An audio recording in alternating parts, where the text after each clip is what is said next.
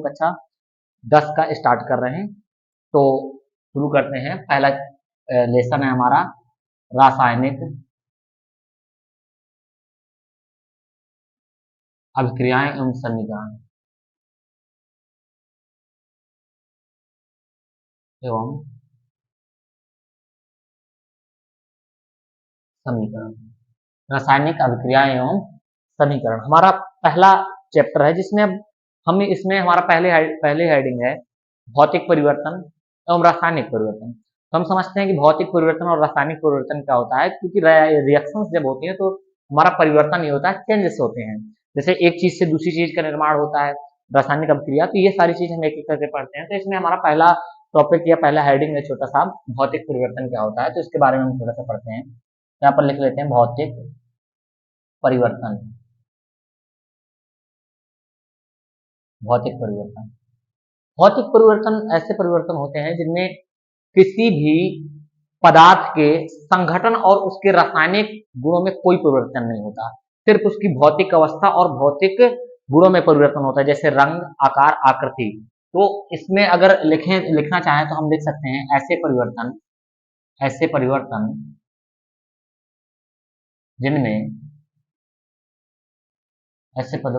जिनमें पदार्थ के केवल भौतिक गुणों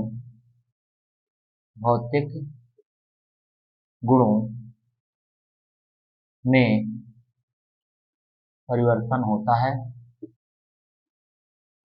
उसके रासायनिक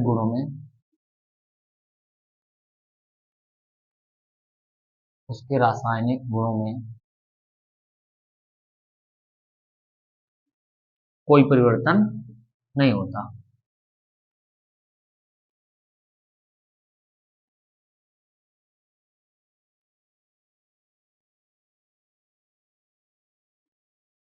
भौतिक नहीं होता है, क्या कहलाते हैं? भौतिक परिवर्तन। इसमें और एक चीज है, जैसे चेंजेस होने के बाद कोई नई चीज का या नई वस्तु का निर्माण नहीं होता, तथा कोई नई वस्तु का निर्माण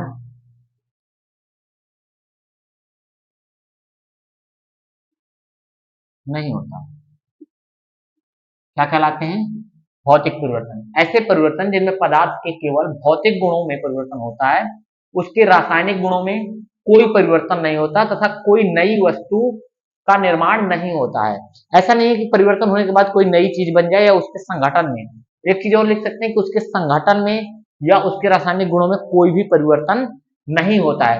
जैसे अगर हम बात करें, जैसे विद्युत बल्ब का जलना एवं बुझना विद्युत बल्ब जलता है और बुझता है, उसके गुणों में कोई परिवर्तन नहीं होता है। एक चीज होती है, और जैसे गंधक हो गया, हमारा गंधक होता है, गंधक का पिघलना, बर्फ का पिघलना, जैसे हम कहें बर्फ का पिघलना। तो ये सारे भौतिक परिवर्तन होते हैं। इसमें कोई भी पदार्थ, अब गंधक पिघल करके द्रव अवस्था में आ जाएगा, यहां से बर्फ है तो बर्फ ठोस से तरल अवस्था में आ जाएगी, तो उसके भौतिक परिवर्तन या भौतिक अवस्था में परिवर्तन हो रहा है, उसके गुणों में कोई परिवर्तन नहीं हो रहा है। जैसे बर्फ है, हम पानी की बात करें तो H2O रहेगा, तरल अवस्था में आएगा तब भी H2O ही रहेगा। तो उसके भौतिक परिवर्तन हो रहे हैं, लेकिन उसके रासायनिक परिवर्तन या उसके संगठन में कोई भी परिवर्तन नहीं हो रहा है। ऐसे परिवर्तन हमारे क्या कहलाते हैं? भौतिक परिवर्तन कहलाते हैं। अगला टॉपिक है हमारा रासायनिक परिवर्तन। हम बात करते हैं रासायनिक परिवर्तन।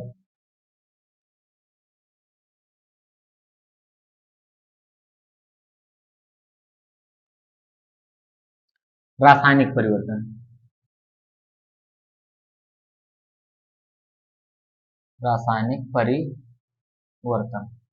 रासायनिक परिवर्तन क्या होते हैं? सिर्फ जस्ट इसका उल्टा, भौतिक परिवर्तन का जस्ट उल्टा होता है। अभी हम पढ़े हैं कि भौतिक परिवर्तन में कि उसके रासायनिक गुणों और उसके संगठन में कोई परिवर्तन नहीं होता। रासायनिक परिवर्तन उसका जस्ट उल्टा होता है। ऐसे परिवर्तन ऐसे ऐसे परिवर्तन जिनमें पदार्थ के रासायनिक गुण तथा उसके संघटन आदि में परिवर्तन हो जाता है, परिवर्तन हो जाता है। साथ ही नई वस्तु का निर्माण करते हैं, नई वस्तु का या नए पदार्थ का निर्माण करते हैं। क्या कहलाते हैं? रासायनिक परिवर्तन कहलाते हैं, रासायनिक परिवर्तन कहलाते हैं। जैसे हम बात करें, यहां पर क्या हो रहा है, रासायनिक गुणों में। अगर हम भौतिक गुणों की बात करें तो होता है रंग, स्वाद, गंध, ये सब हो जाता है। लेकिन इसमें देखना एक नई चीज ही बन जाती है। जैसे आप लोगों ने बहुत सुना होगा, जैसे दूध का दही बनना, दूध का दूध का दही बनना। दूध का दही बनाना क्या होता है? एक रासायनिक परिवर्तन होता है। इसमें दूध के अलग गुण हैं, तो उसके गुण और संगठन दोनों बदल, और दही के अलग गुण है, उसके रासायनिक गुण अलग हैं। सेम जैसे फलों का पकना, फलों का पकना, फलों का पकना। फल जब कच्चा होता है तो उसके भौतिक गुण अलग होते हैं, लेकिन जब उसमें केमिकल चेंजेस आते हैं तब क्या होता है, वह बन जाता है हमारा पका हुआ आम क्या हो जाता है, या पके हुए फल क्या हो जाते हैं, मीठे हो जाते हैं। तो यहां पर हमारा क्या होता है, पहले होता है एसिड और फिर उसके बाद क्या चेंज हो जाता है, उसमें ग्लूकोज, या मीठा हो जाता है। तो अब यहां पर हम अगर बात करें तो उसके संगठन, उसके गुण, उसके द्रव्यमान में भी परिवर्तन हो सकता है। तो क्या कहलाएंगे हमारे? रासायनिक परिवर्तन। दोनों चीज क्लियर है। भौतिक परिवर्तन ऐसे परिवर्तन जिसके जिसके परिवर्तन के फलस्वरूप उसके पदार्थ के कोई भी रासायनिक गुण परिवर्तित नहीं होते, ना ही उसके संगठन में कोई परिवर्तन होता। जस्ट इसका उल्टा है रासायनिक परिवर्तन, ऐसे परिवर्तन जिनमें पदार्थ के रासायनिक गुण तथा उसके संगठन आदि में परिवर्तन हो जाता है। तो क्या कहलाते हैं हमारे? रासायनिक गुण। क्या कहलाते हैं? रासायनिक गुण। तो हमारा भौतिक गुण और रासायनिक गुण क्लियर है। इसके बाद हम अगला टॉपिक पढ़ेंगे। अगला टॉपिक हम पढ़ते हैं रासायनिक अभिक्रियाएं। रासायनिक रासायनिक अभिक्रियाएं। रासायनिक अभिक्रियाएं क्या होती हैं? रासायनिक अभिक्रियाएं होता क्या है, जब दो या दो से अधिक, दो या दो से अधिक अभिकारक मिलकर के नए उत्पाद का निर्माण करते हैं। तो इस प्रक्रिया को क्या कहते हैं? रासायनिक अभिक्रिया। तो हम यहां पर लिख सकते हैं, जब दो या दो से अधिक, दो से अधिक पदार्थ या यौगिक मिलकर नए पदार्थों का निर्माण करते हैं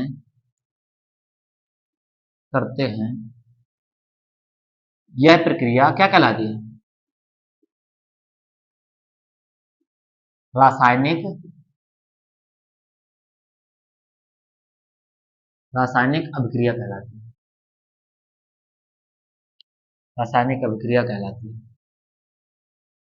कहने का मतलब, जैसे मान लेते हैं हमारे पास दो कंपाउंड है, मान लो एक ए हो गया, एक बी हो गया, ये मिल करके नए पदार्थ का निर्माण करेगी। जैसे मान लो ए बी बना रही है, तो ये एक नया पदार्थ होगा। ए के गुण अलग है, बी के गुण अलग है, ए बी के गुण अलग होंगे। जैसे हम बात करते हैं तो एग्जाम्पल में, जैसे हमारा होता है नौसादर, नौसादर NH4Cl, ये होता है हमारा नौसादर।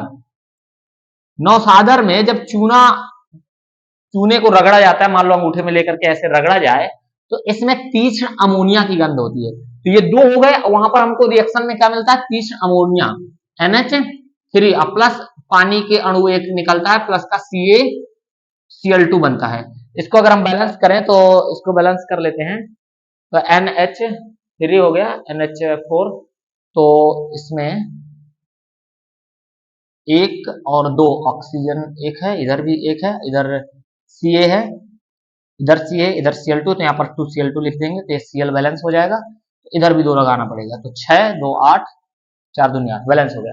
यहाँ पर ये हो गया नौसादर कैल्शियम क्लोराइड और NH3, तो ये दो अभिकारक पदार्थ मिलकर के क्या बना रहे हैं, नए पदार्थों का निर्माण कर रहे हैं। तो ये हमारा क्या हो गया, रासायनिक अभिक्रिया। कहने का मतलब CaO और NH4Cl अभिक्रिया करके CaCl2 प्लस H2O प्लस का NH3 बना रहे हैं। तो ये हमारा हो गया रासायनिक अभिक्रिया। बिल्कुल सिंपल सा, जब दो या दो से अधिक पदार्थ मिलकर नए पदार्थ का निर्माण करते हैं, क्या कहलाते हैं हमारे, क्या कहलाती है प्रक्रिया, रासायनिक अभिक्रिया कहलाती है। क्या कहलाती है, रासायनिक अभिक्रिया। बस सिंपल सा एकदम। अब यहाँ पर होता क्या है, एक चीज और जान लेते हैं। यहाँ पर जो अभिक्रिया में भाग लेते हैं तो दो चीज होते हैं, एक होता है उत्पाद, ये वाला हमारा जो पोर्शन होता है ये क्या होता है, अभिकारक। क्या होता है, अभिकारक। और इस साइड का जो होता है जब बन के तैयार होता है तो कहलाता है हमारा उत्पाद। क्या कहलाता है, उत्पाद। तो अभिक्रिया के मुख्य दो घटक होते हैं, एक होता है अभिकारक, अभिकारक होते हैं अभिक्रिया में भाग लेने वाले पदार्थ। अभिक्रिया में भाग लेने वाले पदार्थ, भाग लेने वाले पदार्थ अभिकारक कहलाते हैं, अभिकारक कहलाते हैं। और उत्पाद, उत्पाद क्या होता है, उत्पाद हमारे होते हैं अभिक्रिया के संपन्न होने या अभिक्रिया फल, अभिक्रिया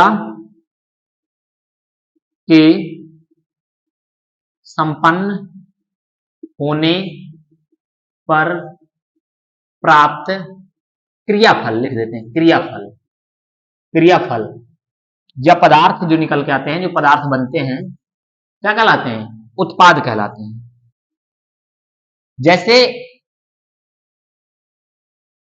जैसे अभी अभी हमने एक रिएक्शन लिखी थी NH4Cl, NH4Cल प्लस का CaO था, यहां पर CaO था और रिएक्शन बन रहा था हमारा CaCl2 प्लस का H2O प्लस का NH3।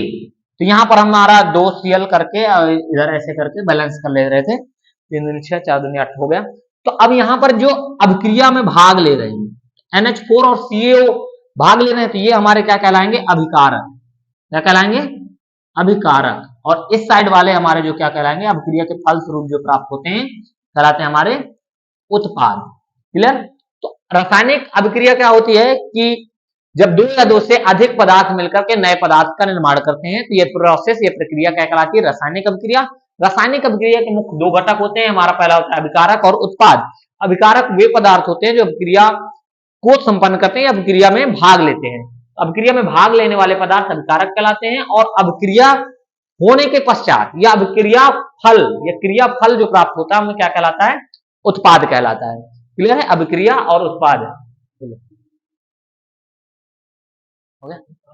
तो रासायनिक अभिक्रिया भी हम पढ़े, तो रासायनिक अभिक्रिया की पहचान की बात करें, एक अभिक्रिया की पहचान अभी हम पढ़ रहे थे रासायनिक अभिक्रिया। रासायनिक अभिक्रिया में पढ़े कि दो या दो से अधिक तत्व मिलकर के नए यौगिकों का निर्माण करते हैं या नए यौगिक मिलकर के नए पदार्थ का निर्माण करते हैं। तो अब हम ये देखेंगे कि ये रासायनिक अभिक्रिया हो रही है कि नहीं हो रही है। मेन चीज ये होता है कि हमें कैसे पता चलेगा कि रासायनिक अभिक्रिया हो रही है। तो इसमें कुछ चेंजेस आते हैं, जैसे रंग का परिवर्तन, रंग का परिवर्तन। अगर रंग में परिवर्तन हो रहा है इसका मतलब है कि कुछ ना कुछ अभिक्रिया हो रही है। नंबर 2, ताप में परिवर्तन हो सकता है, ताप में परिवर्तन। अगर ताप में परिवर्तन हो रहा है तो हम पता चल सकता है कि रासायनिक अभिक्रिया हो रही है। और अगर इसके अवस्था में परिवर्तन हो जाए, अवस्था में परिवर्तन,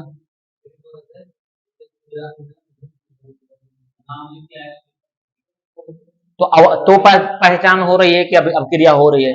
एक चीज और हो सकती है, गैस का निकलना, गैस का निकलना। यहां से अगर ये सारे ऑब्जर्वेशन हो रहे हैं या ये परीक्षण आ रहे हैं कि अगर उसका रंग परिवर्तित हो रहा है या ताप में परिवर्तन हो रहा है, या अवस्था में परिवर्तन हो रहा है, या गैस निकल रही है, तो पता चल रहा है कि हाँ अभिक्रिया हो रही है, या रासायनिक रासायनिक अभिक्रिया हो रही है। ये सारे परीक्षण अगर हो रहा है तो हमारा क्या हो रहा है, रासायनिक अभिक्रिया हो रही है। अन्यथा अगर चेंजेस नहीं होंगे तो कैसे पता चलेगा। अगला टॉपिक है हमारा रासायनिक समीकरण। रासायनिक समीकरण, अब अभिक्रिया हो रही तो उनको लिखा कैसे जाता है, क्या चीज होती है, तो रासायनिक समीकरण अगला टॉपिक है।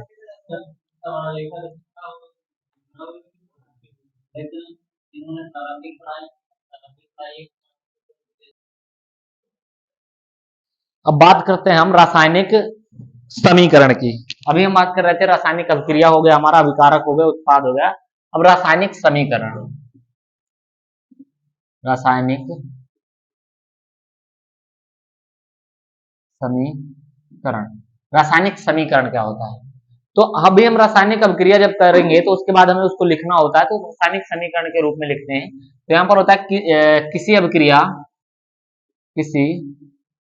अभिक्रिया में भाग लेने वाले अभिकारकों तथा अभिक्रिया के फलस्वरूप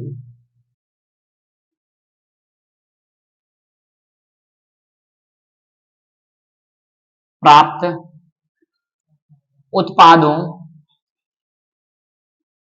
को उनके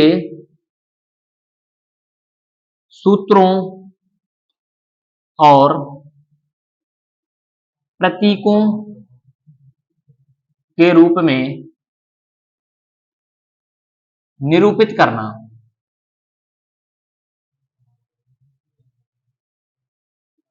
रासायनिक समीकरण कहलाता है।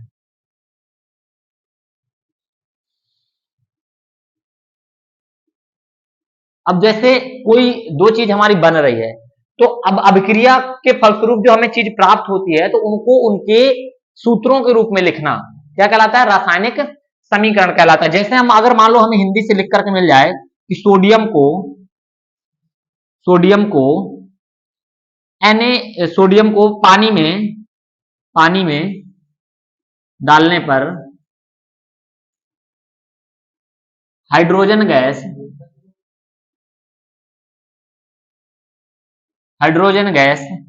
तथा सोडियम हाइड्रोक्साइड प्राप्त होता है।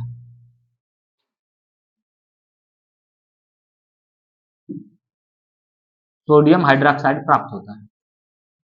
अब इसका हमें रासायनिक समीकरण लिखना है। ये तो हमें अभिक्रिया पता चल गई कि ऐसा हो रहा है, तो अब इसका समीकरण क्या होता है। तो इसको अगर हम इस समीकरण को लिखना चाहें तो किस तरीके से लिखेंगे कि ऊपर का रेज कर देते हैं। जैसे यहां पर हम लिखेंगे कि सोडियम है तो Na हो गया हमारा सोडियम, तो सोडियम का प्रतीक हो गया Na को जब किस में डाल जाता है, पानी में, तो H2O लिख देते हैं, उसके लिए H2O लिख दिया। अब पानी में डालते हैं तो हमें क्या मिलता है, सोडियम हाइड्रोक्साइड। क्या मिलता है, सोडियम हाइड्रोक्साइड। तो सोडियम हाइड्रोक्साइड हो गया NaOH और प्लस क्या मिलता है, H2 गैस। तो ये बन गया, ये हमारा रिएक्शन मिल गया। तो ये हमारे अभिकारक हो गए, ये हो गया उत्पाद। तो उनको उनके सूत्रों के रूप में लिखकर प्रदर्शित करना, ये निरूपित करना क्या कहलाता है, रासायनिक समीकरण कहलाता है। तो रासायनिक समीकरण क्या होता है, जब किसी अभिक्रिया के अभिकारकों तथा उत्पादों को उनके प्रतीकों या सूत्रों के रूप में लिखकर प्रदर्शित किया जाता है, तो क्या कहलाता है, रासायनिक समीकरण कहलाता है। आगे हम पढ़ेंगे रासायनिक समीकरण लिखने की विधि, इस रासायनिक समीकरण को लिखा कैसे जाता है।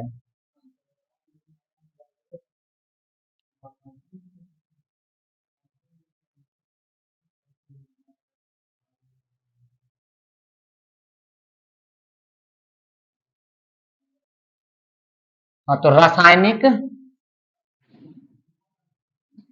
समीकरण लिखने की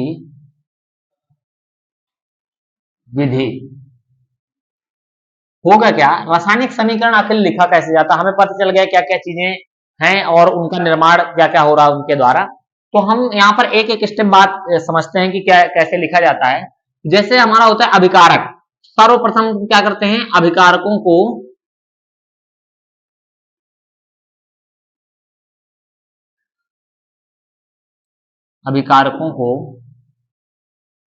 उनके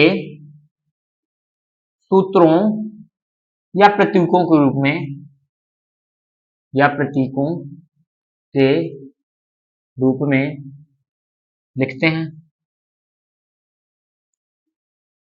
सबसे पहले क्या करते हैं, अभिकारकों को उनके प्रतीकों के रूप में लिखते हैं। तथा तथा इसमें क्या करते हैं, साथ में प्रत्येक अभिकारक के बीच में प्लस का चिन्ह लगाते हैं, धन का चिन्ह लगाते हैं। उसके बाद अगला पॉइंट हमारा होता है, अगले पॉइंट में अभिकारकों को बाईं तरफ लिखने के बाद, इनको अभिकारकों को बाईं तरफ लिखा जाता है,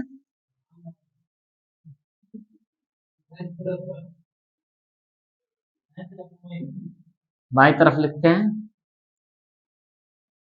तथा उत्पादों को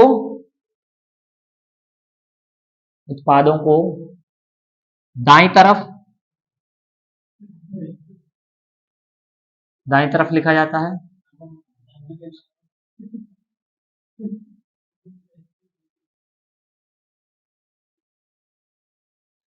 अगला पॉइंट है इसमें, अभिकारकों और उत्पादों के बीच में, एक तरफ दाएं तरफ हमारे हो गए उत्पाद और बाएं तरफ हो गए अभिकारक। तो अभिकारकों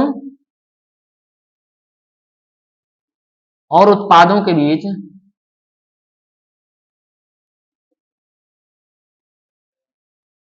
तीर का निशान लगाया जाता है, तीर का निशान लगाया जाता है।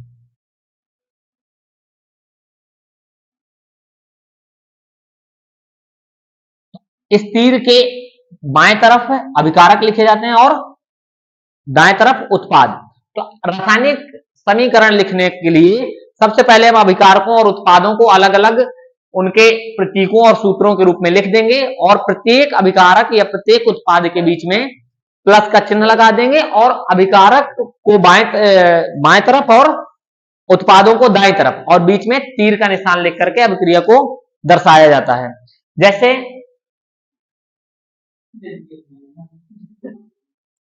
जैसे मैग्नीज है Mg या जैसे हम अभी अभिक्रिया एक लिखे थे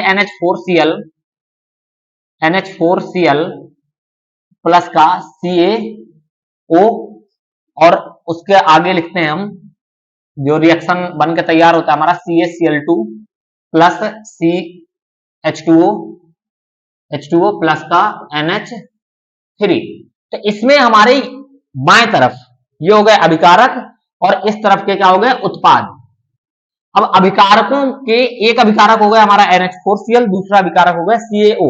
तो यहां पर इन दोनों के बीच में प्लस का चिन्ह लगा है और जैसे ही अभिकारक हमारे खत्म हो रहे हैं उसके बाद तीर का निशान लगा है, उसके बाद उत्पादों में हर एक उत्पाद के बीच में प्लस का चिन्ह लगा रहता है। ये होता है हमारा रासायनिक अभिक्रिया का लिखने की विधि, या रासायनिक अभिक्रिया किस तरीके से लिखा जाता है। अगला टॉपिक होगा हमारा रासायनिक अभिक्रिया का संतुलन या रासायनिक समीकरण का। तो रासायनिक समीकरण संतुलन, जैसे यहां पर देखें तो यहां पर Cl सिंगल है, इस साइड 2 है। तो इस अभिक्रिया में बराबर, क्योंकि द्रव्य अनुपात का नियम कहता है कि जितने अभिकारक होंगे, जितने अणु अभिकारक में होंगे उतने ही उत्पाद में होंगे। तो अगला टॉपिक हमारा होगा रासायनिक समीकरण संतुलन।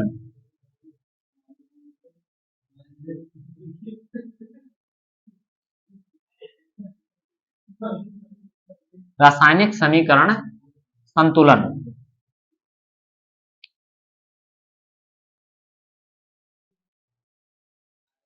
तो अगला टॉपिक है हमारा रासायनिक समीकरण संतुलन।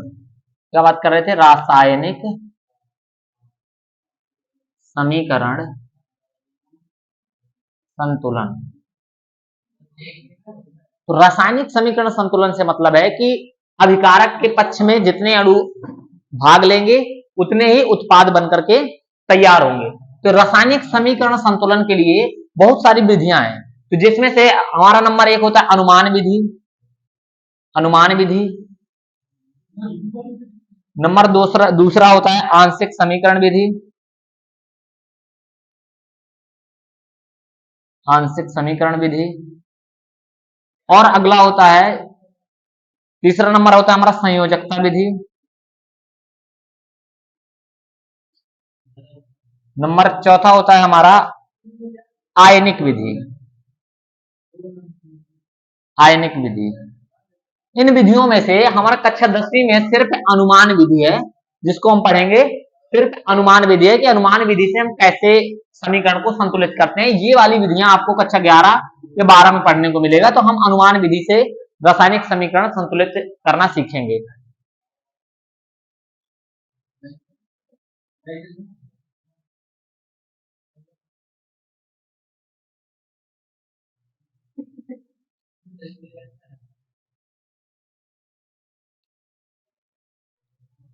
तो अनुमान विधि में रासायनिक समीकरण को कैसे संतुलित किया जाता है, तो इसमें होता क्या है,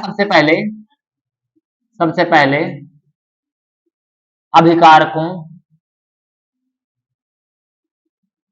को तीर के बाएं तरफ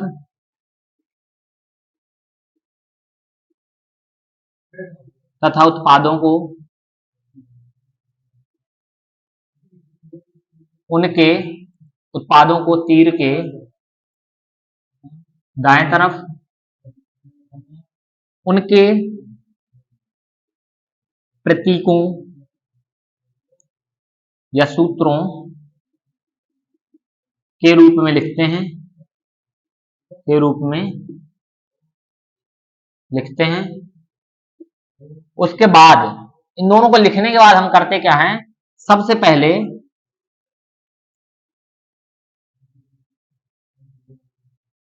जो परमाणु कम संख्या में होता है, सबसे पहले कम संख्या में उपस्थित परमाणु को संतुलित करते हैं। संतुलित करते हैं। फिर अधिकतर उसके बाद सबसे अधिक, जो सबसे अधिक संख्या में आया हो, जो सबसे अधिक संख्या में आया हो तो उसको संतुलित करते हैं। जो सबसे अधिक संख्या में आया हो, संख्या में उपस्थित हो या आया हो, उपस्थित हो, बस सिंपल सी बात है। सबसे पहले जो कम संख्या में हो उसको संतुलित करना है, फिर उसके बाद जो उससे और अधिक हो, फिर उसके बाद और अधिक वाला हो। एक एक करके इनको संतुलित करते हैं। क्लियर है? तो सबसे पहले क्या करेंगे हम, सबसे कम परमाणु वाले को, जो सबसे कम बार यूज होता है उसको, अब उसके बाद उससे ज्यादा, फिर उसके बाद उससे ज्यादा। जैसे हम एक अभिक्रिया लेते हैं अभी अभी, जैसे इसको इरेज कर देते हैं।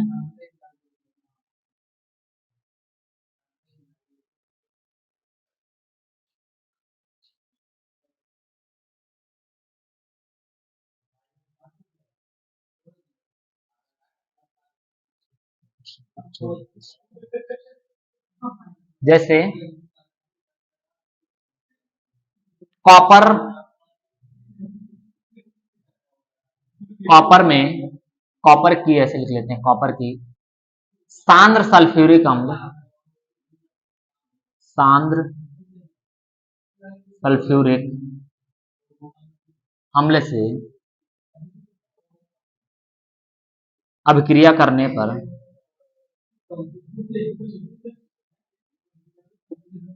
कॉपर सल्फेट, अभिक्रिया करने पर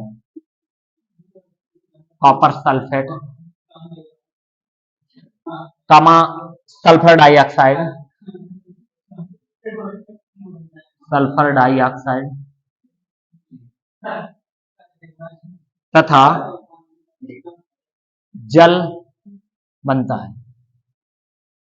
यह पानी का एक अणु बनता है। अब यहाँ पर हमें हिंदी लिखा है, तो इसको हम क्या करेंगे, तो अनुमान विधि से सबसे पहले संतुलित करने के लिए क्या करते हैं, हमें पता है कि कॉपर है इस साइड, तो हमें इस साइड लिख लिए कॉपर, प्लस हमारे पास क्या है, सांद्र सल्फ्यूरिक अम्ल, तो H2SO4 कैसा है, सांद्र, यहाँ पर लिख लिए। उसके बाद हमें क्या प्राप्त होता है, कॉपर सल्फेट, तो CuSO4 बनता है। साथ में क्या बन रहा है हमारा, SO2 सल्फर डाइऑक्साइड, प्लस हमारा बन रहा है जल का एक अणु बन रहा है, तो यहाँ पर हमने क्या लिख लिया, H2O। अब इसको संतुलित करना है, तो हम सबसे पहले क्या करेंगे, जो सबसे कम बार आया हो उसको, जैसे कि अभी हम पढ़े थ्योरी में, जो सबसे कम बार आया हो, तो यहाँ पर कॉपर सबसे कम बार आया है, तो यहाँ पर देखो कॉपर बराबर है। उसके बाद हम देखते हैं कि यहाँ पर 2 बार H है, 1 बार S है, यहाँ पर कितना है, SO4, यहाँ पर S कितनी बार है, 2 बार है। तो हम क्या करेंगे, अगले स्टेप में इसको संतुलित करेंगे, तो हमारा क्या हो जाएगा, Cu प्लस का 2H2SO4 रिएक्शन CuSO4 प्लस का SO2 प्लस का H2O प्राप्त हुआ। अब यहाँ पर देखते हैं हम उससे ज्यादा बार आते हैं, H है कितनी बार है, 4 बार, तो इधर देखेंगे तो यहाँ पर 2 बार है, तो इसको इस साइड क्या कर देंगे, 2 लगा देंगे, तो 2 दूनी 4 हो गया। अब हम देखते हैं कि हमारे पास ऑक्सीजन बचा, ऑक्सीजन 4 दूनी 8, तो 2 और 2 यहाँ पर 4 हो गए 8, 2 और 2 ये हो गए 4 और 4 ये 8, 4 दूनी 8 बराबर हो गए। तो समीकरण संतुलन करने के लिए अनुमान विधि में सबसे पहले क्या करते हैं, कम परमाणु वाले को, यहाँ पर देखो जैसे कॉपर सबसे कम यूज हुआ है, उसके बाद सल्फर को, सल्फर हो गया, उसके बाद देखते हैं H आ रहा है, तो H को बैलेंस किया, फिर O ऑटोमेटिक बैलेंस हो जाता है। तो सबसे पहले कम, फिर उससे अधिक, फिर उससे अधिक, एक एक करके संतुलित करते हैं। अगला टॉपिक आएगा हमारा रासायनिक अभिक्रिया। रासायनिक अभिक्रियाएं कितने प्रकार की होती हैं, इसको मिटा देते हैं।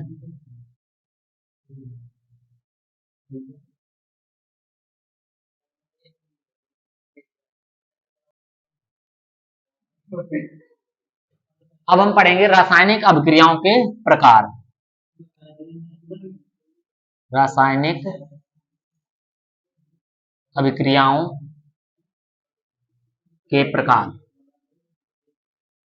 तो रासायनिक अभिक्रियाओं में प्रकार में क्या पढ़ेंगे कि जैसे कि हर एक अभिक्रिया के अलग अलग गुण होते हैं, तो उनके गुणों के आधार पर बहुत सारी विभिन्न प्रकार की रासायनिक अभिक्रियाओं होती हैं, जैसे उनको बांट दिया जाता है कि ये कौन सी अभिक्रिया है उसके गुणों के आधार पर। तो नंबर 1 हम पढ़ने वाले हैं संयोजन अभिक्रिया। नंबर 1 है संयोजन अभिक्रिया। संयोजन अभिक्रिया, संयोजन अभिक्रिया क्या होती है, देखो जैसे नाम से पता चल रहा है संयोजन से मतलब होता है जुड़ना से। तो यहां पर क्या होता है कि जब वह रासायनिक अभिक्रिया, यहां पर लिख सकते हैं वह रासायनिक अभिक्रिया जिसमें 2 या 2 से अधिक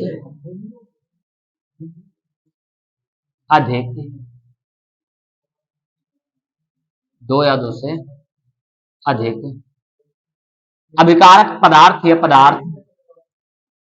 पदार्थ पुस्तक में लिख सकते हैं तत्व, ये यौगिक भी हो सकता है, यौगिक मिलकर एक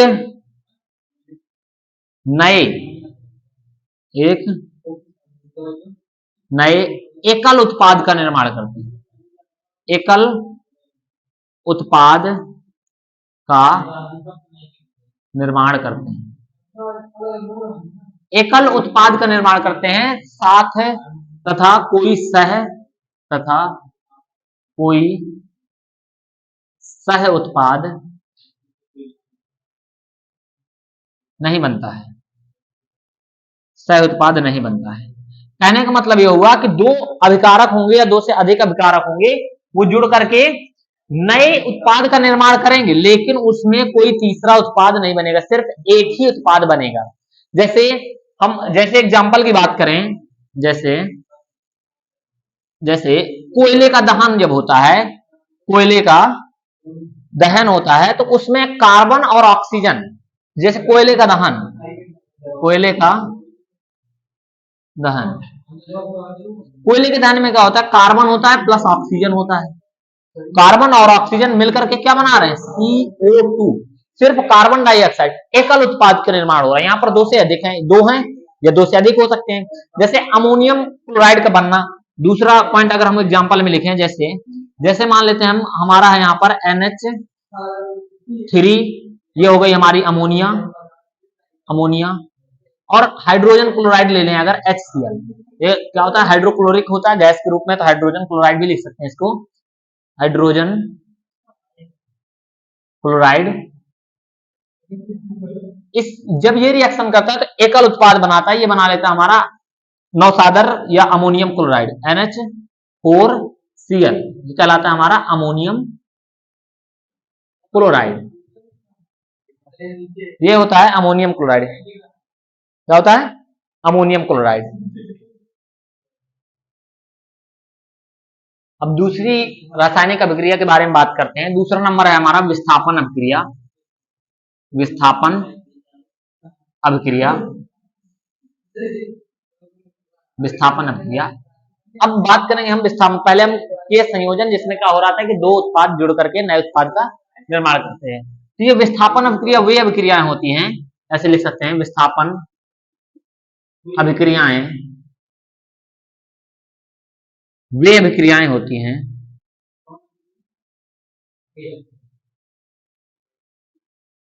हैं जिनमें एक क्रियाकारी पदार्थ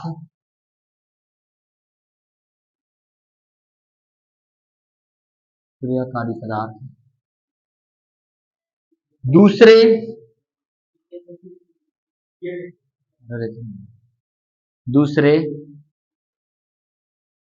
क्रियाशील पदार्थ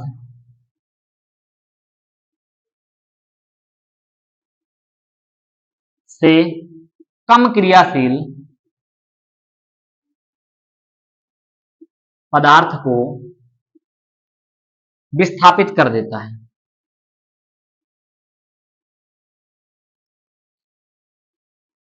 विस्थापित कर देता है, विस्थापन अभिक्रिया कहलाती है। यहां पर साफ पता चल रहा है कि दो अभिकारक होंगे जिसमें से एक पदार्थ होगा कम क्रियाशील, दूसरा होगा अधिक क्रियाशील। तो जो कम क्रियाशील है उसको विस्थापित कर देगा, उसकी जगह पर क्या आ जाएगा, स्वयं आ जाएगा। तो जैसे हम बात करें अगर इसके उदाहरण की, तो कॉपर सल्फेट, अगर मान लो हमारे पास कॉपर सल्फेट है, जैसे एग्जाम्पल में, जैसे हमारे पास कॉपर सल्फेट CuSO4 है, इसके विलयन में अगर हम आयरन की पत्ती डाल दें Fe, ये है हमारा कॉपर सल्फेट, ये हमारा कॉपर सल्फेट और ये है हमारा आयरन।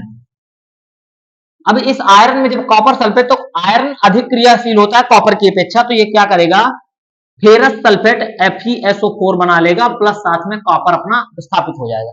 यहां पर साफ पता चल रहा है कि अधिक क्रियाशील पदार्थ Fe कम क्रियाशील पदार्थ Cu को क्या कर देता है, विस्थापित कर देता है और फेरस सल्फेट बना लेता है। क्या बना लेता है? Ferrous sulphate, ferrous sulphate. और ये हमारा कॉपर क्या हो जाता है, अलग हो जाता है। क्या हो जाता है, कॉपर हमारा क्या हो जाता है, अलग हो जाता है। इसी तरीके से मान लो हम दूसरी अभिक्रिया की बात करें, अगर कोई एक और उदाहरण ले विस्थापन अभिक्रिया का, तो अभी जैसे CuSO4 कॉपर सल्फेट है, CuSO4 copper sulphate, copper sulphate के विलयन में अगर जिंक की पत्ती डाल दें, Zn की, तब भी ये विस्थापित कर देता है और ZnSO4 बना लेता है। ZnSO4 बना लेता है और साथ में हमारा कॉपर क्या हो जाता है, अलग हो जाता है, एक जिंक सल्फेट बन जाता है। तो ये बन गया। तो ये रिएक्शन से साफ पता चल रहा है कि पहली क्रियाशील पदार्थ है ये जो हो गया अभिकारक, और उसमें दूसरा जब क्रियाशील पदार्थ, तो कम क्रियाशील पदार्थ को अधिक क्रियाशील पदार्थ क्या कर देता है, विस्थापित कर देता है। ऐसी अभिक्रिया क्या कहलाती है, हमारी विस्थापन अभिक्रिया कहलाती है। अगला आएगा हमारा, विस्थापन के बाद हमारा आएगा वियोजन। वियोजन अभिक्रिया नंबर 3 है हमारा, अगला पॉइंट है हमारा वियोजन अभिक्रिया। वियोजन अभिक्रिया, वियोजन को अपघटन भी कहते हैं, अपघटन अभिक्रिया।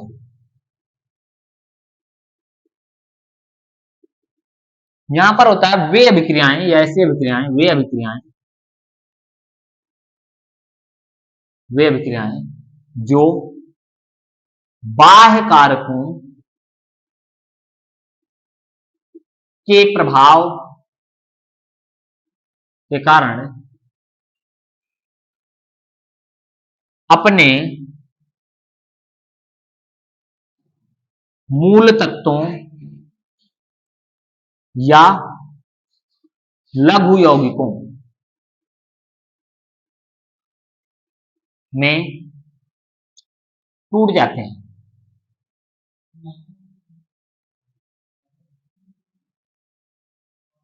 वियोजन अभिक्रियाएं कहलाती हैं। क्या होते हैं?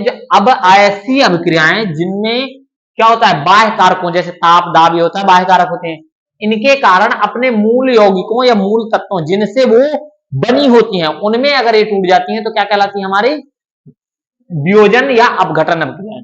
मूल रूप से में टूट जाती हैं या अपघटित हो जाती हैं, यौगिकों में अपघटित हो जाती हैं, ऐसे लिख सकते हैं, अपघटित हो जाती हैं। क्या कहलाती हैं? वियोजन अभिक्रियाएं। वियोजन अभिक्रिया मुख्यतः 3 प्रकार से होती हैं: ऊष्मीय वियोजन, ऊष्मीय वियोजन, तापीय वियोजन और सॉरी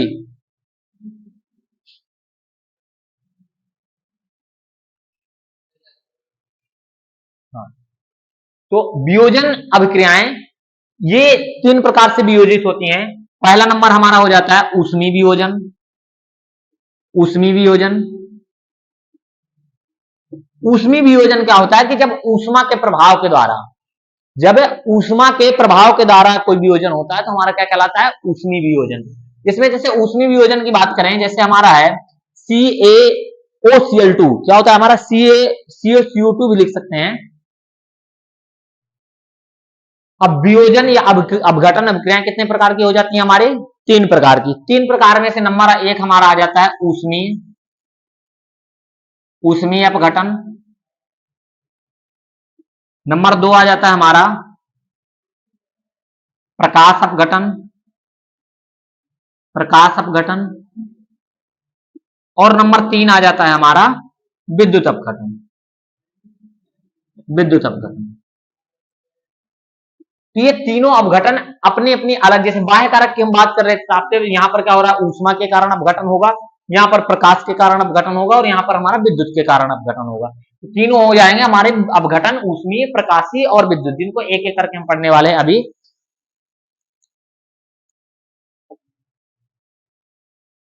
इसको मिटा देते हैं।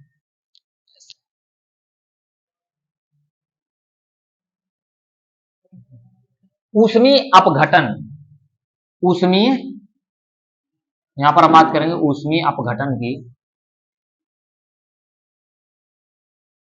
अपघटन की। इसमें क्या होगा? वह रासायनिक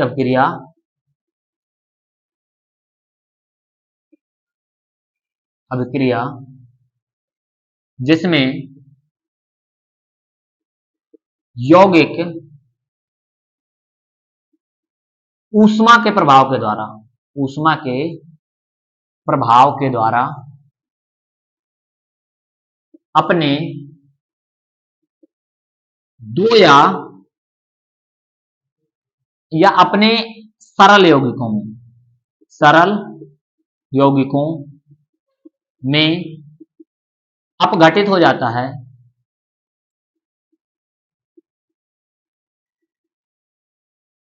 ऊष्मीय अपघटन कहलाता है। क्या कहलाता है? ऊष्मीय अपघटन कहलाता है। जैसे जैसे हम ले लेते हैं कैल्शियम कार्बोनेट, एक पदार्थ होता है हमारा कैल्शियम कार्बोनेट, CaCO3 का अगर इसमें ऊष्मा दिया जाए, ये हमारा होता है कैल्शियम कार्बोनेट, कैल्शियम कार्बोनेट। अब इसमें अगर हम ऊष्मा दें, ये ऊष्मा के प्रभाव से क्या होता है? अपने मूल अवयव CaO प्लस CO2 में टूट जाता है। ये गैस CO2 कार्बन डाइऑक्साइड निकल जाती है और कैल्शियम ऑक्साइड मिल जाता है। ये क्या हमारा मिल जाता है? Calcium oxide. ये हो गया कैल्शियम ऑक्साइड, और इसको जानते हैं कार्बन डाइऑक्साइड में टूट जाता है कौन? Calcium carbonate. तो जो आप ऊष्मा के प्रभाव के द्वारा अपने सरल यौगिकों में अपघटित हो जाए, क्या कहलाती है? ऊष्मीय अपघटन अभिक्रिया। वह रासायनिक अभिक्रिया जिसमें यौगिक ऊष्मा के प्रभाव के द्वारा अपने सरल यौगिकों में अपघटित हो जाता है, क्या कहलाती है? ऊष्मीय अपघटन या ऊष्मीय अपघटन अभिक्रिया कहलाती है। अब नंबर 2 की बात करते हैं हमारा। अभी हम पढ़े ऊष्मीय अपघटन, इसी का वियोजन का होता है प्रकाश अपघटन। बात करते हैं प्रकाश अपघटन की। प्रकाश अपघटन में क्या होता है कि जब वियोजन अभिक्रिया या जब वियोजन प्रकाश की उपस्थिति में होता है या प्रकाश के कारण होता है, प्रकाश की उपस्थिति में होता है,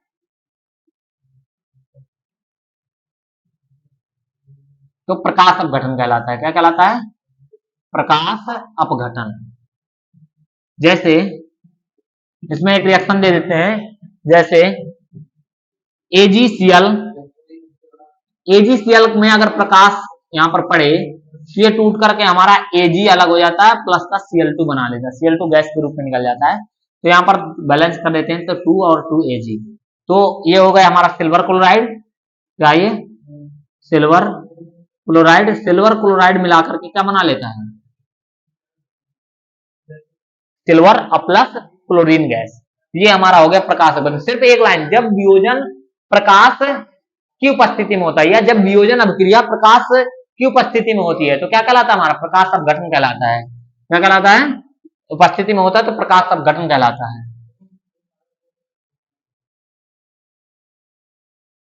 क्लियर है? प्रकाश अपघटन कहलाता है। उसके बाद अब आएगा हमारा विद्युत अपघटन। क्या आएगा? विद्युत अपघटन।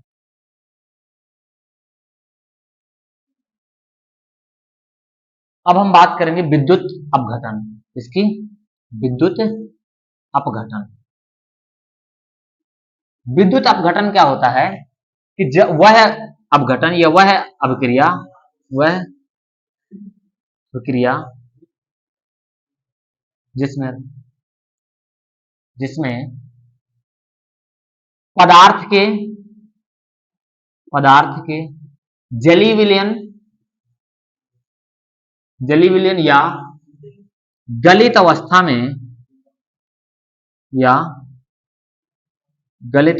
में विद्युत धारा प्रवाहित करने पर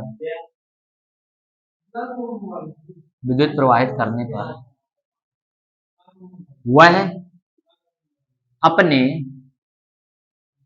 सरल यौगिकों में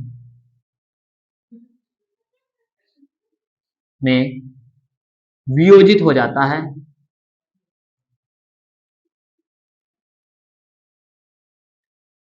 विद्युत अपघटन कहलाता है। क्या कहलाता है? विद्युत अपघटन।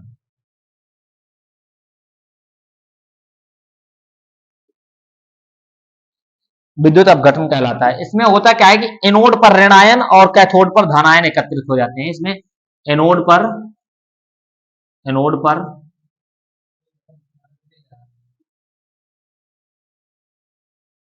ऋणायन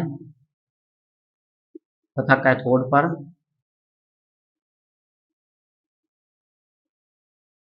धनायन एकत्रित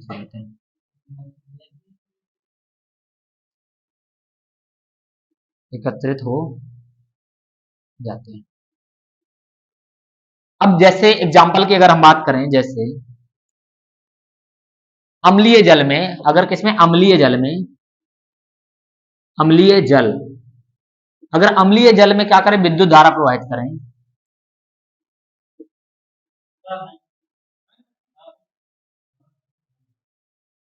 अम्लीय जल में विद्युत धारा प्रवाहित करें, अगर H2O है। अब यहां पर हम विद्युत धारा अगर प्रवाहित करते हैं, कैसा हो? H2O अम्लीय हो अगर, तो हमारी जो अभिक्रिया होगी, यहां पर हम लिखेंगे विद्युत धारा, तो क्या बनेगा? H2 प्लस का O2, ये रिएक्शन हमें प्राप्त होता है। H2 और O2। O2 कहां पर होगा? ये होगा हमारा एनोड पर। ये क्या है? हमारी ऑक्सीजन, ऐसे लिख सकते हैं ऑक्सीजन। ये क्या है? एनोड पर हो जाएगा। और ये क्या हो जाएगा? हाइड्रोजन, हमारा हाइड्रोजन कैथोड पर आ जाएगा। इसी प्रकार अभी हम अगर एक और रिएक्शन की बात करें, एग्जांपल की बात करें, तो है पोटेशियम क्लोराइड।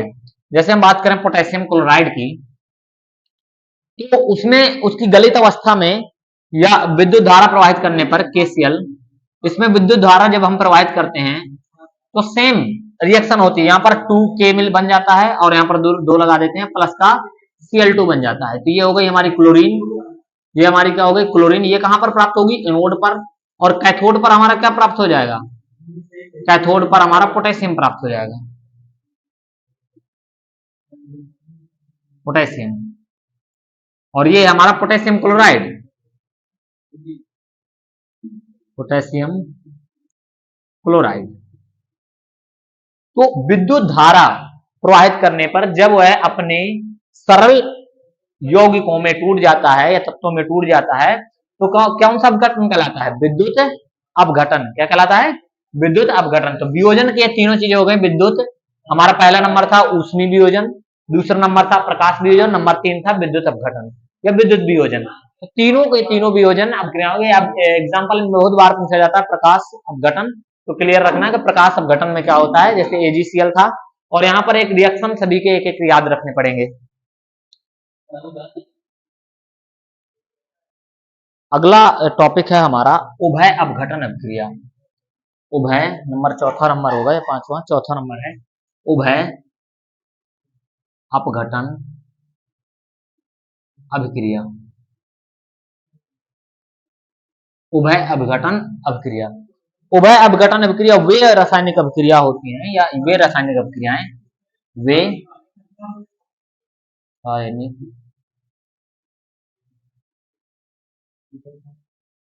अभिक्रियाएं होती हैं जिनमें अभिकारक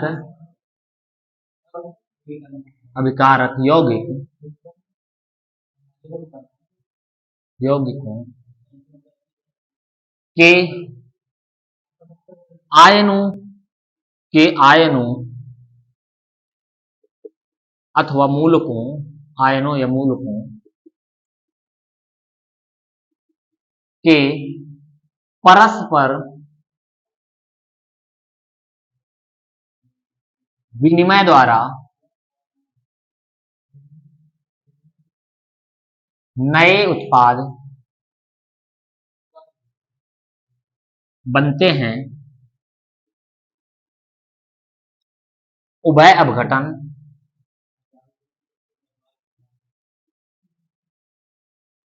या द्विविस्थापन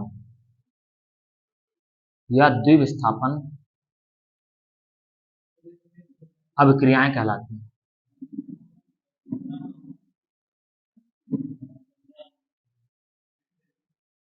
यहां पर वे रासायनिक अभिक्रियाएं जिनमें अभिकारक यौगिक है, जो अभिक्रिया में भाग लेंगे, उनके आयन या मूलक आपस में एक दूसरे का क्या कर लेंगे, एक्सचेंज या विनिमय कर लेंगे और नए उत्पाद का निर्माण करेंगे। क्या कह लेते हैं, उभय अपघटन अभिक्रिया या विस्थापन अभिक्रिया कहलाती है। जैसे यहां पर हमारा सोडियम सल्फेट Na2SO4 और प्लस का हमारा बेरियम क्लोराइड BaCl2। अब ये बेरियम Cl2 है तो यहां पर क्या होगा, तो Na की जगह आ जाएगा और Na Ba के पास चला जाएगा। तो यहां पर बनेगा हमारा BaCl2 BaSO4 बना लेगा और यहां पर क्या बना लेगा, प्लस का NaCl, दो NaCl हो जाएगा और यहां पर BaSO4, तो यहां पर BaSO4 हो गया। ये हमारा सोडियम सल्फेट और ये हमारा बेरियम क्लोराइड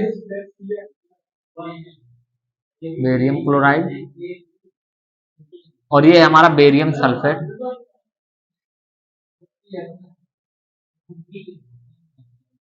और ये हमारा सोडियम क्लोराइड।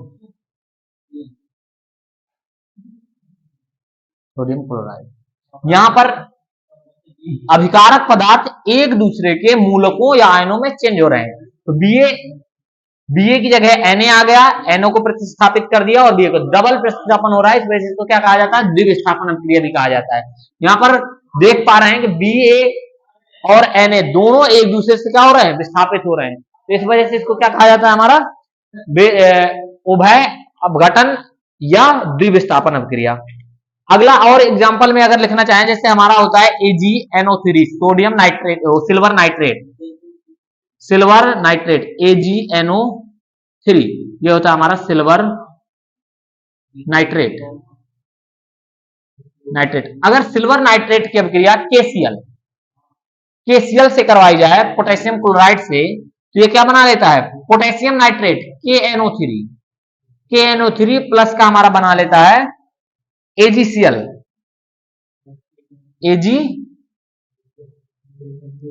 KCl प्लस का AgCl अवक्षेप के रूप में प्राप्त हो जाता है। यहाँ पर AgNO3 plus KCl plus KNO3 plus AgL बना लेता है AgCl। यहाँ पर K की जगह Ag आ जा रहा है और Ag की जगह K, तो दोनों एक दूसरे को क्या कर रहे हैं, विस्थापित कर रहे हैं। इस वजह से तो क्या कहा जाता है, द्विविस्थापन अभिक्रिया भी कहा जाता है, या उभय अपघटन अभिक्रिया कहते हैं। उसके बाद हमारा आएगा न्यू अभिक्रिया, आएगी हमारी ऊष्मा शोषी और ऊष्मा क्षेपी अभिक्रियाएं। तो अगली अभिक्रिया हम पढ़ते हैं ऊष्मा क्षेपी तथा ऊष्मा शोषी अभिक्रियाएं। तो रासायनिक अभिक्रियाओं की अगर हम बात करें, तो अभी तक हम पढ़ रहे थे वियोजन, संयोजन, विस्थापन। तो अब यहाँ पर ऊष्मा के आधार पर अभिक्रियाएं कैसे होती हैं, तो ऊष्मा के आधार पर दो प्रकार की हो जाती हैं। हम पढ़ते हैं यहाँ पर ऊष्मा क्षेपी अभिक्रियाएं, ऊष्मा क्षेपी तथा ऊष्मा शोषी। ऊष्मा शोषी अभिक्रियाएं, यहां पर बात करेंगे ऊष्मा, या तो समान अभिक्रियाओं में होता क्या है कि ऊष्मा या तो उत्पन्न होती है और या तो ऊष्मा देनी पड़ती है। तो इनको हम दो तरीके से पढ़ते हैं, एक ऊष्मा शोषी और ऊष्मा क्षेपी। तो अगर हम बात करें नंबर 1 की ऊष्मा क्षेपी, यहां पर हम बात करते हैं ऊष्मा क्षेपी की, ऊष्मा क्षेपी अभिक्रिया।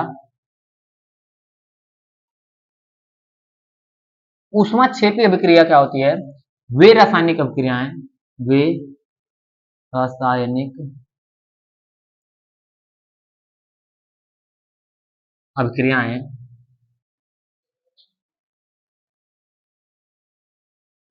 जिनके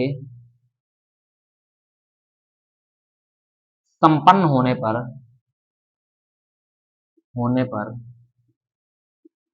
ऊष्मा उत्सर्जित होती है या निकलती है। ऊष्मा क्षेपी अभिक्रियाएं क्या होती है, ऊष्मा क्षेपी जो ऊष्मा उत्पन्न करे। जब रासायनिक अभिक्रियाएं होती हैं, यदि उनमें क्या हो, ऊष्मा उत्पन्न हो, तो क्या कहलाएंगे, हमारी ऊष्मा क्षेपी अभिक्रियाएं कहलाती हैं। जैसे हमारा होता है मेथेन, आप सुने होंगे CH4, मेथेन गैस का दहन होता है। जब मेथेन गैस जलती है तो ऑक्सीजन के प्रेजेंटेशन में जलती है। तो यहां पर हो गया O2 हमारा ऑक्सीजन हो गया, तो ये बनाती है हमारी carbon dioxide plus H2O, carbon dioxide plus का H2O का निर्माण करती हैं। तो यहां पर होता क्या है कि प्लस साथ में क्या निकलती है, कुछ ऊष्मा निकलती है या हीट निकलती है। ऑक्सीजन और मेथेन अभिक्रिया करती हैं या जब जलती हैं तो क्या निकालती हैं, ऊष्मा निकालती हैं। तो यहां पर क्या हो गई, ऊष्मा क्षेपी अभिक्रिया। जब ऊष्मा उत्पन्न होती है, जिन अभिक्रियाओं में ऊष्मा उत्पन्न होती है, हमारी क्या कहलाती है, ऊष्मा क्षेपी अभिक्रिया। अगर लिखना है तो वे रासायनिक अभिक्रियाएं जिनमें या जिनके संपन्न होने में ऊष्मा उत्सर्जित होती है या उत्पन्न होती है, हमारी ऊष्मा क्षेपी अभिक्रियाएं कहलाती हैं। इसके जस्ट विपरीत होता है ऊष्मा शोषी।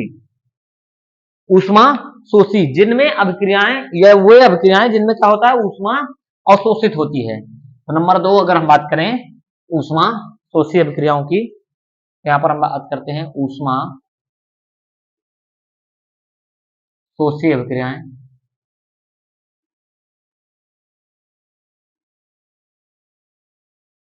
ऊष्मा शोषी अभिक्रियाएं ये होंगी वे रासायनिक अभिक्रियाएं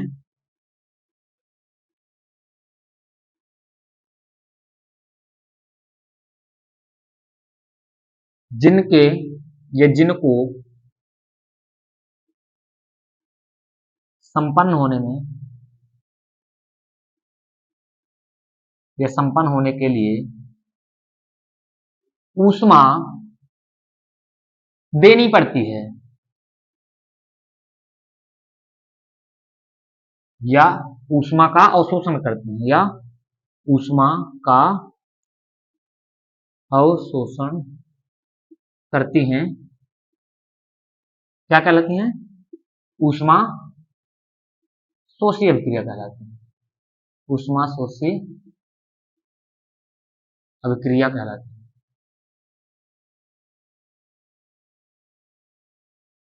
जैसे हमारा होता है mercuric oxide, HgO, mercuric oxide.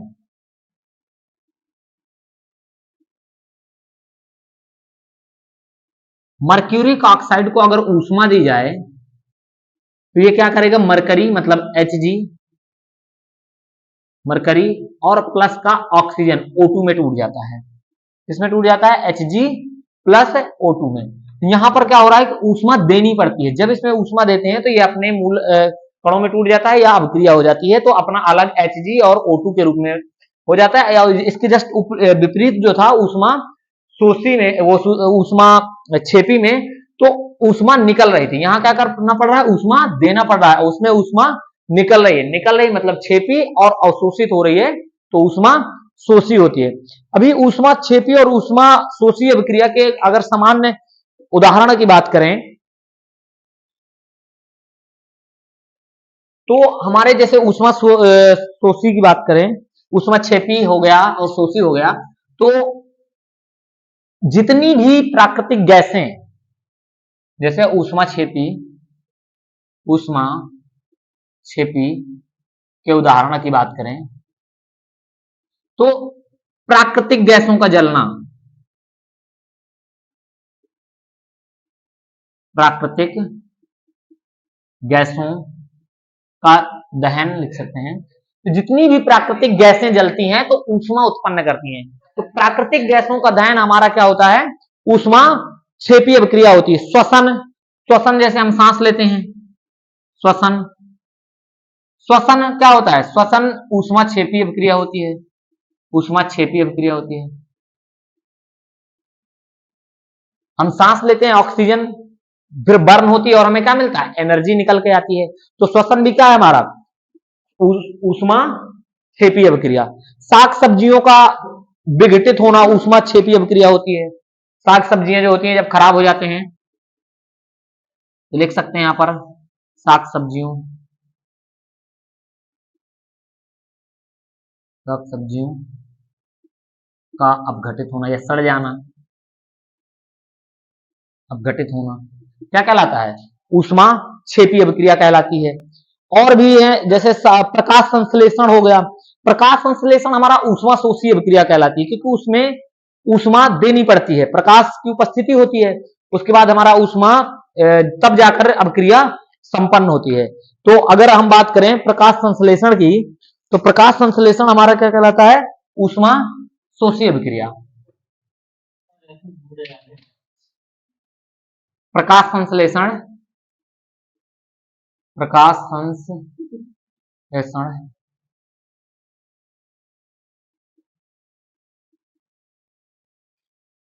प्रकाश संश्लेषण हमारा क्या होता है? ऊष्मा शोषी का उदाहरण होता है, ऊष्मा शोषी का उदाहरण। प्रकाश संश्लेषण कौन सी अभिक्रिया होती है? ऊष्मा शोषी अभिक्रिया होती है। उसके बाद हम अगला टॉपिक पढ़ने वाले ऑक्सीकरण और अपचयन, ऑक्सीकरण अभिक्रिया और अपचयन अभिक्रिया।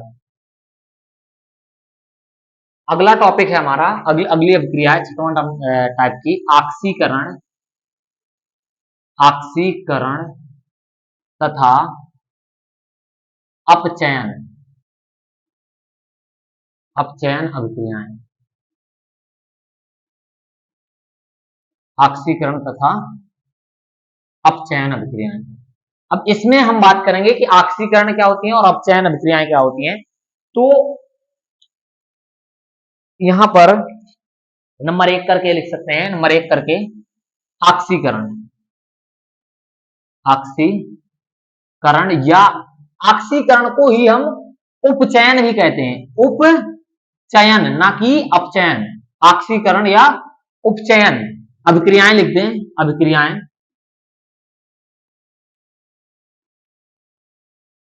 ऑक्सीकरण या उपचयन अभिक्रियाएं। तो ऑक्सीकरण की बात अगर हम करते हैं तो ऐसी अभिक्रियाएं जिनमें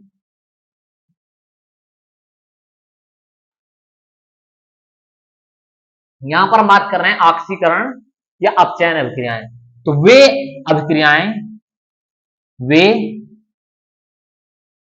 अभिक्रियाएं जिनमें ऑक्सीजन का योग या हाइड्रोजन का ह्रास हो या इलेक्ट्रॉन निकल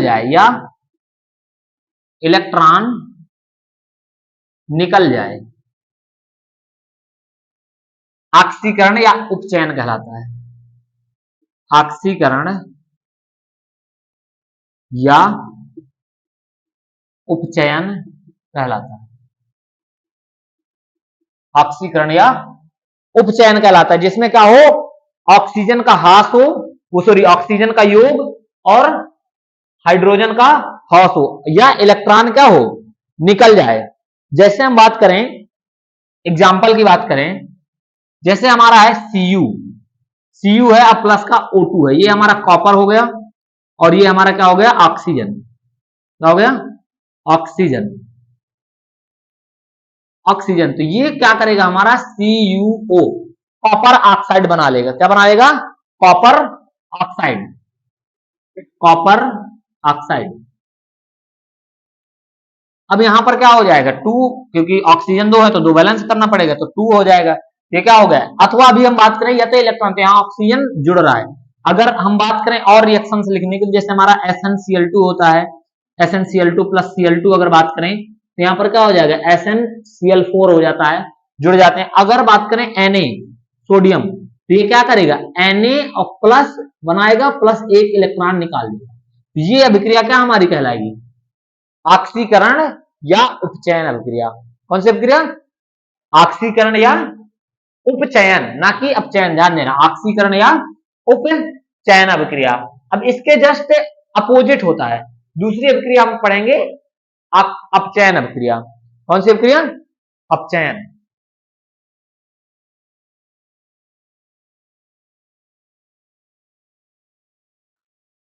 नंबर दूसरा है हमारा अपचयन। अपचयन या अपचयन अभिक्रिया भी लिख सकते हैं, या अपचयन क्या होता है, इसमें जस्ट ऑक्सीकरण का उल्टा होता है।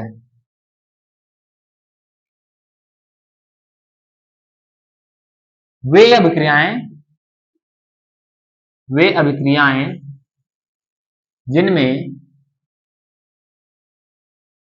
ऑक्सीजन का ह्रास, मतलब कहने का इसमें ऑक्सीजन क्या हो रही है, खराब हो रही है, ह्रास या ऑक्सीजन का ह्रास या अपचयन अभिक्रिया। अपचयन अभिक्रिया क्या होती है, वे अभिक्रिया जिसमें ऑक्सीजन का जस्ट उसका उल्टा होगा, ऑक्सीकरण का, ऑक्सीजन का ह्रास तथा हाइड्रोजन का योग या तत्व इलेक्ट्रॉन ग्रहण करे या इलेक्ट्रॉन प्राप्त करे, या तत्व क्या करे, इलेक्ट्रॉन प्राप्त करे। क्या कहलाता है हमारा, अपचयन अभिक्रिया, प्राप्त करे। क्या कहलाता है हमारा, अपचयन कहलाता है।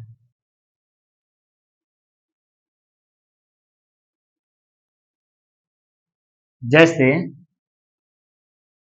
एग्जाम्पल की बात करें हम, जैसे हमारा है एक अभिक्रिया CuO copper, CuO copper oxide plus का H2 गैस, अगर इसमें प्रोवाइड किया जाए तो ये क्या करता है, हमारा Cu कॉपर अलग हो जाता है और प्लस साथ में ऑक्सीजन का ह्रास हो जाता है, यहां से ऑक्सीजन निकल कर H2O बना लेते हैं, तो हाइड्रोजन का योग हो जाता है।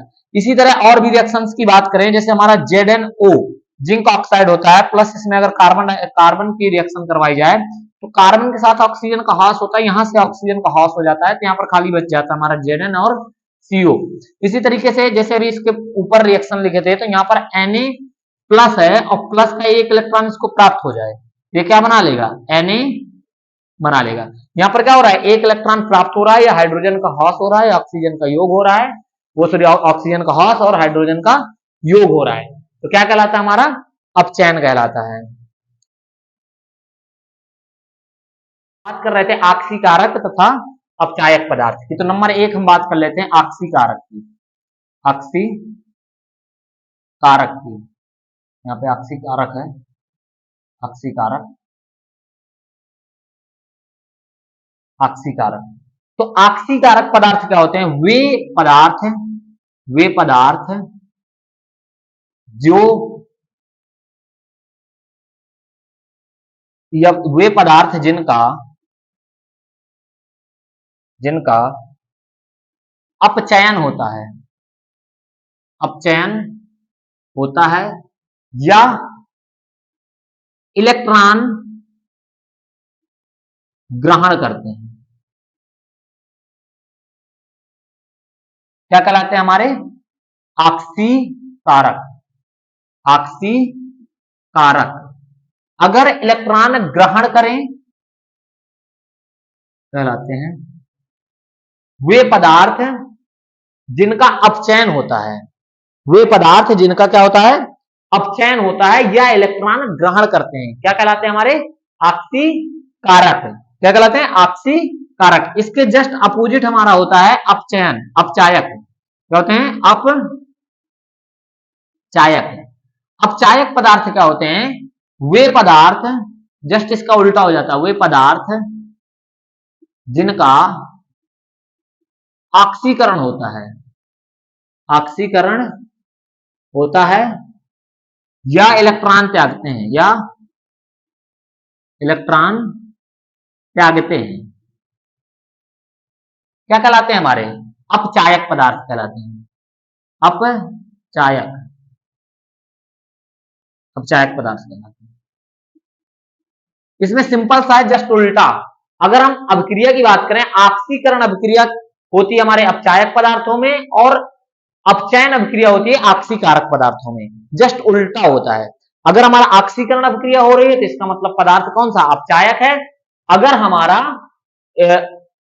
अपचयन हो रहा है तो पदार्थ कौन सा होगा, आक्सीकारक, और अगर ऑक्सीकरण हो रहा है तो पदार्थ होगा अपचायक। जस्ट एक दूसरे का क्या होता है, उल्टा होता है।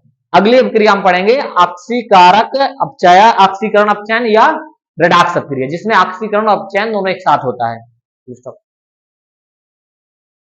अगली अभिक्रिया हम पढ़ते हैं ऑक्सीकरण अपचयन अभिक्रिया। ऑक्सीकरण अपचयन या रेडॉक्स अभिक्रिया भी कह सकते हैं इसको, रेडॉक्स, रेडॉक्स अभिक्रिया। अब इसमें क्या होगा कि ऑक्सीकरण और अपचयन दोनों एक साथ होंगे, तो इसको क्या कहते हैं हम, रेडॉक्स अभिक्रिया, ऐसे लिख सकते हैं यहां पर, रेडॉक्स अभिक्रिया, रेडॉक्स अभिक्रिया। यहां पर क्या होगा, वे रासायनिक अभिक्रियाएं, वे रासायनिक अभिक्रियाएं जिनमें एक अभिकारक का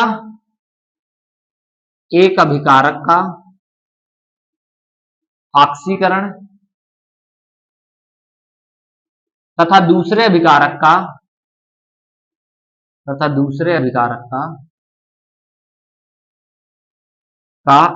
अपचयन होता है, का अपचयन होता है, ऑक्सीकरण रेडॉक्स अभिक्रिया कहलाती है, रेडॉक्स या अपचयन उपचयन, एक साथ लिख सकते हैं, अपचयन उपचयन या उपचयन अपचयन, उपचयन अपचयन अभिक्रिया कहलाती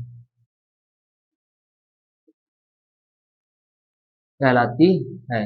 जैसे बात करते हैं हमारा CuO, copper oxide plus H2, अगर इसमें देखें तो यहां पर होगा क्या, बनता है हमारा Cu अलग हो जाता है, प्लस का H2O अलग हो जाता है, तो Cu के साथ हमारा क्या जुड़ जाता है, Cu है और यहाँ पर Cu बन गया।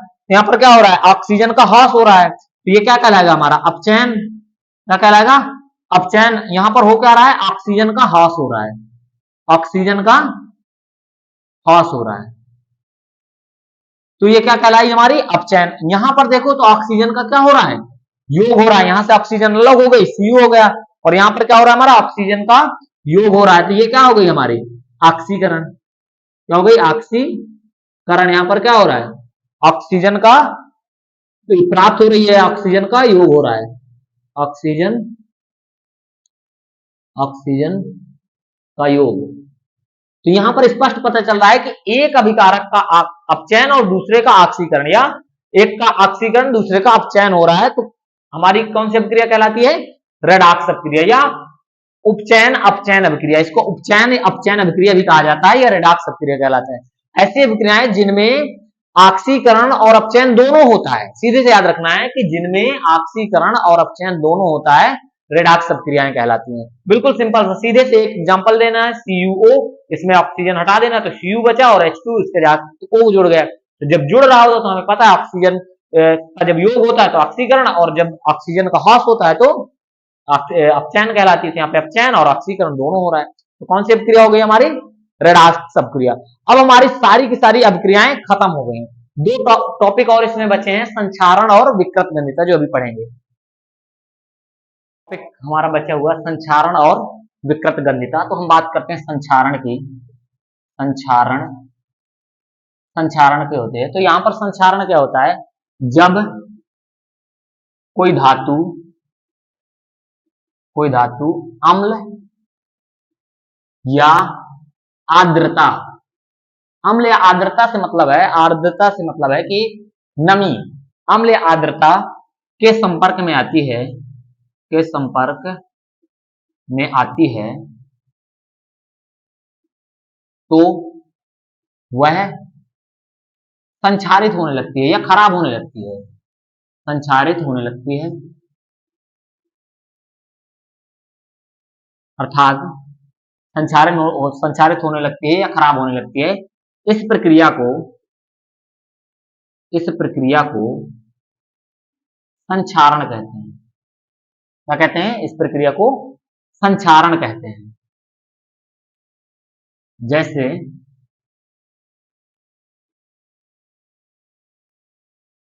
लोहे में जंग लगना, सभी लोग जानते हैं, लोहे में जंग लगना।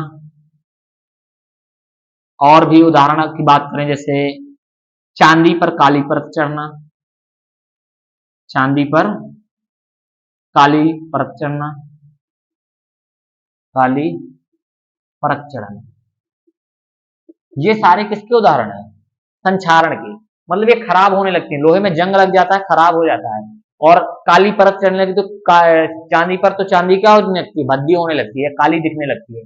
ये क्या कहलाता है, संक्षारण। कहना मतलब जब धातुएं अम्ल या आर्द्रता, अम्ल से मतलब है एसिड जो होते हैं, आर्द्रता मतलब नमी के संपर्क में आते हैं। जैसे लोहा होता है, पानी पड़ता रहता है, धीरे धीरे क्या होने लगता है, खराब होने लगता है। तो ये क्या कहलाता है, लोहे पर जंग लगना और चांदी पर काली परत चढ़ना। ये क्या है, अगर तांबे की बात करें तो तांबे पर हरी परत चढ़ना, तांबा जो होता है हमारा उस पर हरी परत चढ़ने लगती है, तांबे में हरी परत चढ़ना, हरी परत चढ़ना क्या कहलाता है हमारा, संक्षारण। क्या कहलाता है, संक्षारण। और इसके बाद हमारा एक और टॉपिक बचा है, विकृत गंधिता। संक्षारण याद रखें, बिल्कुल इजी है और बहुत बार पूछा गया है और ज्यादातर पूछा जाता है संक्षारण एग्जाम में, तो संक्षारण याद जरूर रखिएगा, इंपॉर्टेंट है। उसके बाद आएगा हमारा विकृत गंधिता। चलिए नंबर दूसरा है, जब हमारा क्या होता है, विकृत गंधिता की बात हम कर रहे हैं, विकृत गंधिता। विकृत गंधिता क्या होती है कि जब तेल या वसा युक्त, वसा युक्त, कौन से तेल या वसा युक्त जो प्रकृति में क्या हो जाते हैं, वाष्पशील होते हैं, जो यहां पर लिख सकते हैं पुस्तक में, जो प्रकृति में वाष्पशील होते हैं, तो प्रकृति में क्या हो, वाष्पशील। जब तेल या वसा युक्त पदार्थों को, या पदार्थ जब तेल या वसा युक्त पदार्थ अपचयित होकर अपचयित होकर अपचयित होकर विकृत गंधी हो जाते हैं। क्या हो जाते हैं? विकृत गंधी। कहने का मतलब उनके अर्थात उनके स्वाद तथा गंध समा स्वाद तथा गंध और रंग में भी परिवर्तन हो जाता है। तो क्या कहलाते हैं? विकृत गंधिता कहलाती है। यह प्रक्रिया क्या कहलाती है? जब हमारे खाद्य पदार्थ ये समझो कि खराब हो जाते हैं, जिनका स्वाद और गंध दोनों बदल जाते हैं, तो यह घटना क्या कहलाती है? यह प्रक्रिया हमारी क्या कहलाती है? विकृत गंधिता। जिसमें क्या हो जाता है? खाद्य पदार्थ जिनमें तेल या वसा होता है क्या होते हैं? खराब हो जाते हैं। तो क्या कहलाते हैं? हमारे विकृत गंधिता कहलाती है। अगला टॉपिक जो आएगा हमारा अगला चैप्टर